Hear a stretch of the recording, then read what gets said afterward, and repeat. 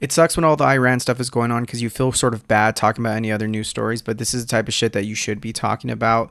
The Phoenix Police Department has had a few accusations and crazy stories that have occurred over the past few weeks, and I feel like we need to address it. Already, the Phoenix Police Department and Phoenix and Maricopa as a whole has some bad controversy. There was the incident where that man was shot in the hotel after police officers were giving him a back and forth shitty, inconsistent order of get up, get down, and he got shot. It was terrible. And then you've had different incidences where people were being abused or beaten by the police department.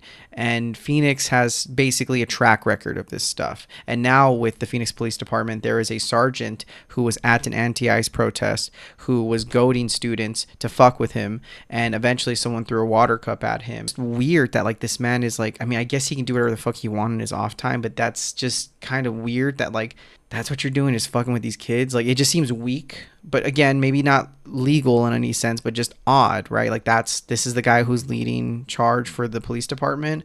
So glad to this being called out, but it is still disgusting that this is the case. And he is off the work that he was typically doing. He's been taken off, and so that's kind of nice, but it's just fucking weird that like this grown man likes to just fuck with kids because they're protesting the understandably controversial ICE stuff.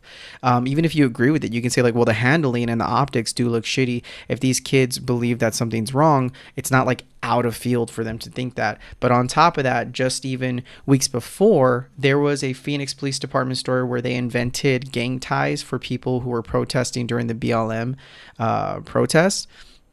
Police officers were trying to tie these people who were arrested to a fictional gang, and none of them got in trouble.